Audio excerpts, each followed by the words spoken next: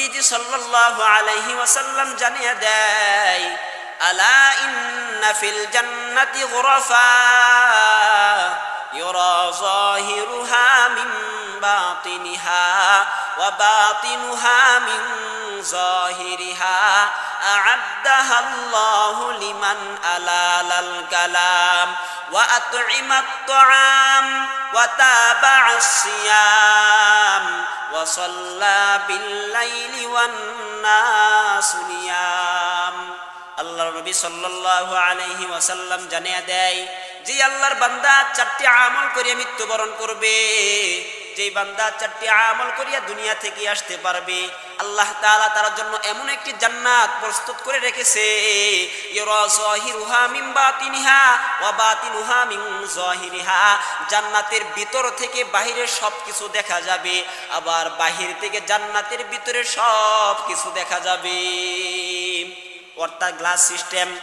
দেখবেন কিছু কিছু ঘর বাড়ি এমন রয়েছে, উপরে ছাদ, চতুর্দিক দিয়ে ইটের বেড়া, কিন্তু ইটের বেড়া নয়, চতুর্দিক দিয়ে গ্লাস দিয়েছে, গ্লাস সিস্টেম, যেন বাহির থেকে ভিতরে দেখা যায়, ভিতর থেকে বাহিরের অংশ দেখা যায়।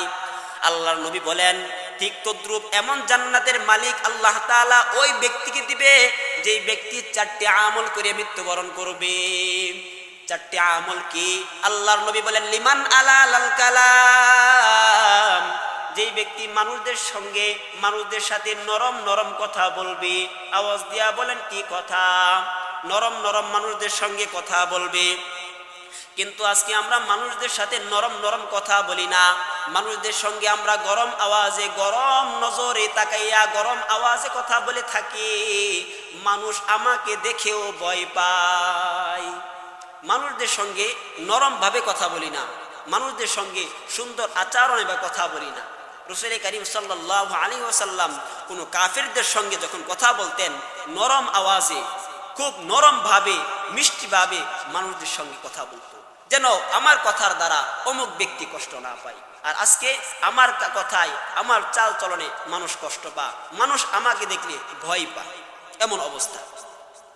নবীজি সাল্লাল্লাহু আলাইহি ওয়াসাল্লাম জানিয়ে দেয়, যদি কোনো ব্যক্তি মানুষদের সঙ্গে নরম নরম কথা বলে, 2 নাম্বার ওয়া আত'আমাত তা'আম, ক্ষুধার্ত ব্যক্তি, যারা নাকি খানা খাইতে পারে না, যারা নাকি আনহার অবস্থায় আছে, সকালে খাইছে দুপুরে খাবার নাই, দুপুরে খাইছে রাত্রেবেলা খাবার নাই। অনেক মানুষ আছে, একদিন হয়ে গেছে খানা পাইতেছে না, 2 দিন হয়ে গেছে খানা পাইতেছে না, সকালে খানা খাইছে, দুপুরে খানা খাই নাই, রাত্রেও খানা খাই নাই, এমন অনেক আল্লাহর বান্দা বান্দি আছে।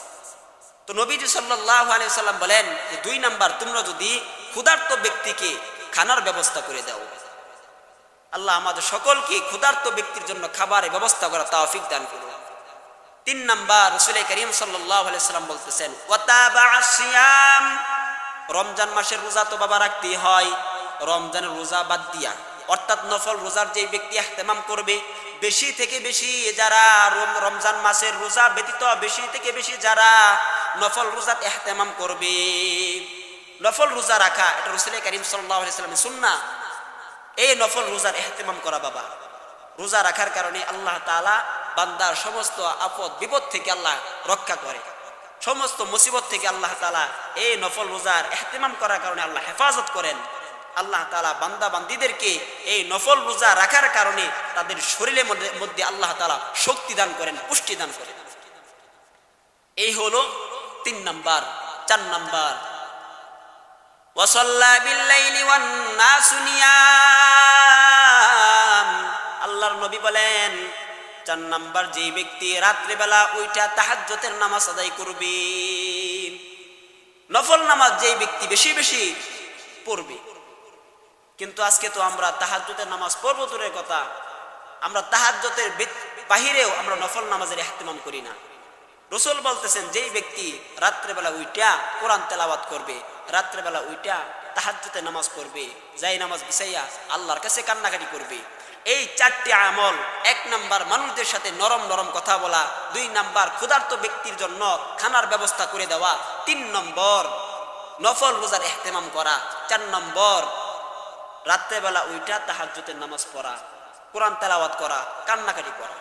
এই চারটি আমল কোন ব্যক্তি যদি করে মৃত্যুবরণ করতে পারে, আল্লাহর নবী বলেন যে এই চারটি আমল করার কারণে আল্লাহ তাআলা মওতের পর এই বান্দা বান্দিকে আল্লাহ ওই জান্নাতের মালিক বানাবে যে জান্নাতের ওয়াদা আল্লাহ তাআলা করেছিল।